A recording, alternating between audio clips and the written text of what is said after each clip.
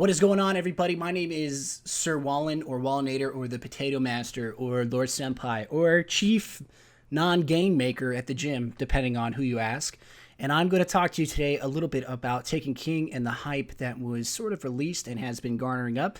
Normally, I don't do videos like this because you can get this information from literally anyone else that calls himself a Destiny YouTuber. But since I'm not a YouTuber, even though I guess I am, but since I'm not a YouTuber, right, let's just go with the premise that I'm not a YouTuber. I'm going to give you my unique twist on things and give you my opinions of things if you care.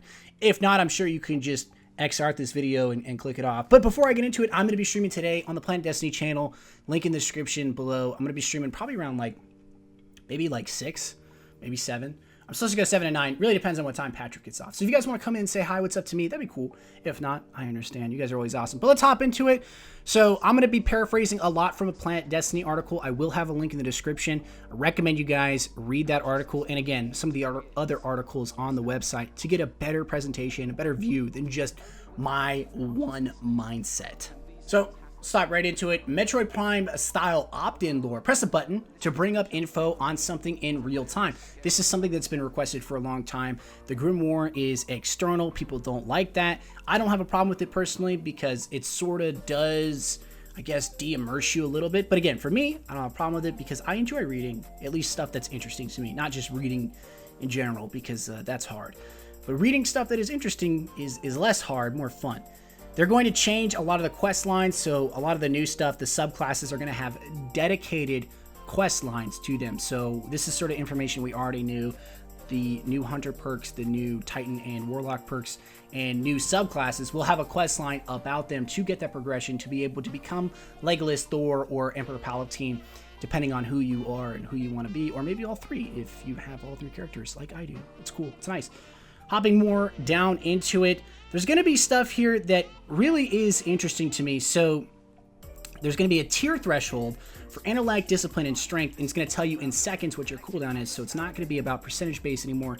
So if you're like me and you can't do math without an Excel spreadsheet and you have difficulties compiling your finances every year, this is going to be much easier for you and I. Now, if you are a mathematician or a wizard or some low-key genius that just, you're humble, which is great. If you're a humble dude and you're a genius with math, the world needs more people like you. But that said, you're going to have the opportunity now to just understand everything in seconds. That's what it should be. It's what it always should have been. But again, they're simplifying the sort of arbitrary generalness that was the perk cooldowns, which is good. It makes more sense. This is a small thing, but a good change in general. There's going to be a gunsmith reputation meter now, which is really, really cool. So the gunsmith is going to give you, say, weapons that you go out and test, and you're going to be building up reputations with those weapons. It's sort of like the exotic quest lines. You have to get a certain amount of kills with fusion rifles or something like that, and then you turn it in and you begin the next quest line. Gonna be kind of like that, but as you build reputation, the gunsmith is going to have an event day called Arms Day, which is not biceps and triceps at the gym, although that would be dope. It's not that, but you get the opportunity, depending on your rep, to purchase certain things from him, like a legendary weapon with randomized perks or something like that. It's a cool way to get gear beyond just getting it to drop. It's another interesting way to get your hands on some cool weapons that you may normally not have the chance to. I really like that. Legendary marks will replace Crucible and Vanguard marks. Great.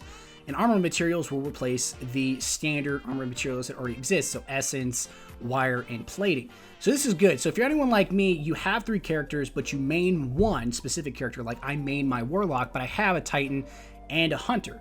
But I have a deficit in Sapphire Wire. Now they're just going to combine it all. This is great. It also consolidates a lot of your gear space too, which is nice because that's one extra piece of gear space that will, instead of it being 3, will just become 1. So you get 2 extra slots to, I guess, throw around if you so choose. The Crucible and Vanguard marks make sense. So there's a lot of people that I assume out there that don't play PvP, but want the PvP gear, but only play PvE, but they get a crap ton of Vanguard marks, but they can't purchase it.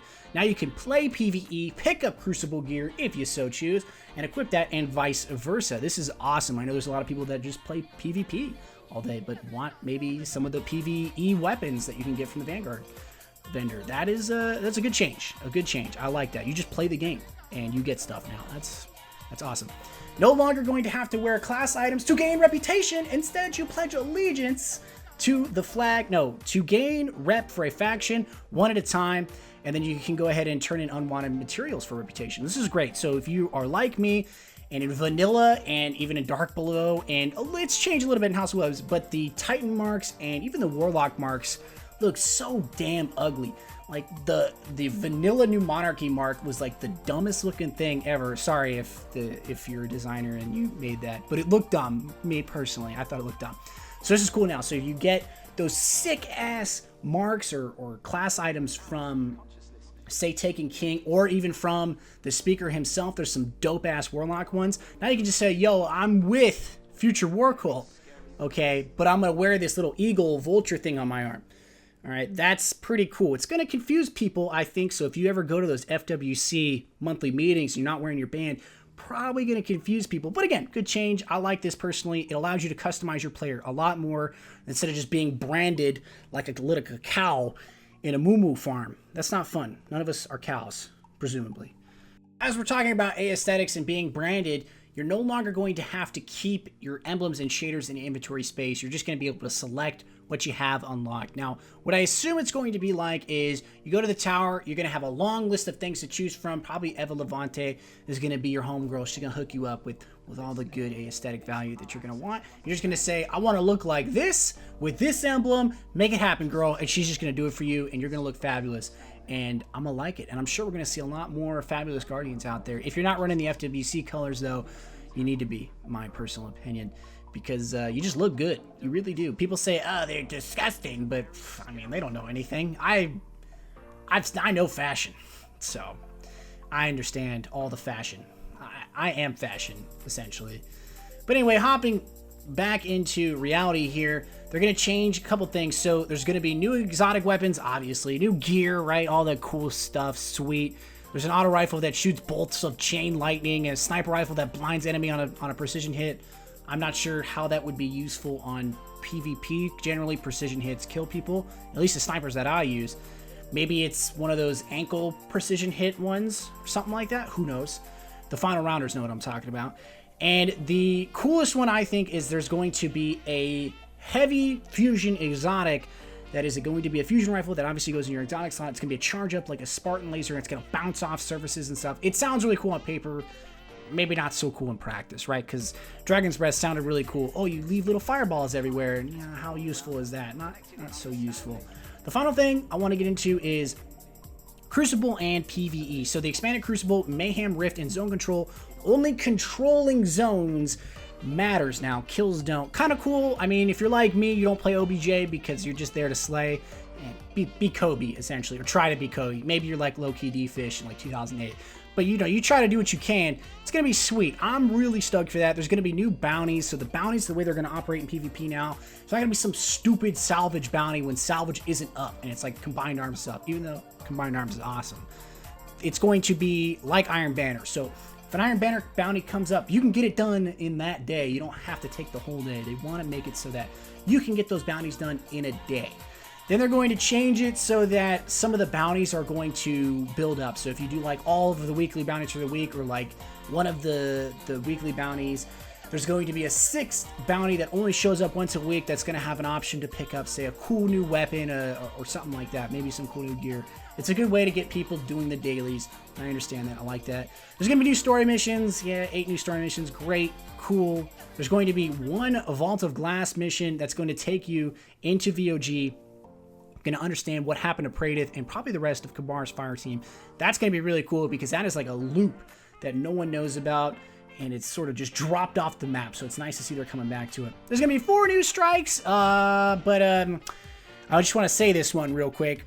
There's going to be 4 new strikes unless you're on the Xbox. So there's only 3 for you, which is a damn joke. I just want to say that's, again, a joke. I hate console exclusivity. Xbox tiers are flowing right now. If you'd like to join me in the Xbox salt mine, please do. Email me about that. But again, everything that they've done so far has been a great change. I understand the exclusivity, stuff like that. I don't agree with it. Again, that's a video for another time. But I like the fact that they're making changes, and they're making good changes. This isn't me just being like, oh, Bungie's doing such a great job. I love Destiny. This is me being honest.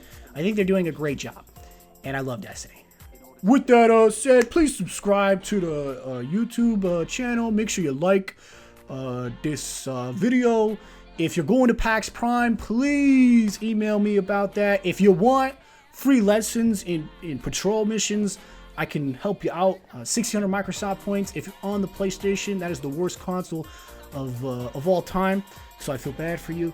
But if you're on the Xbox One, best system of all time ever, hands down, will always be number one. Best controller, best Snap app, best Connect usage, best toaster of all time. You know what I'm talking about. Hit me up, send me a friend request. We can play some Destiny and maybe some other games if you have them. Yeah, make sure you just subscribe. But seriously, if you guys want to see me on the Planet Destiny channel today or anytime this week, I'll have a link to the schedule and a link to the Twitch. And I think that it's going to be my permanent ending in non-serious videos like this one. At least in formal videos. I'm always going to end it like, what's up, guys? One of your best YouTuber of all time. Because obviously, I mean, I am the best, right? Of all time, arguably. Maybe the best non-YouTuber that doesn't take this seriously. You guys are great. I hope you guys enjoyed the rant ramble. If you guys want more information, check that little description box functionality. And I love you guys. Have a great day. I'm out. Peace.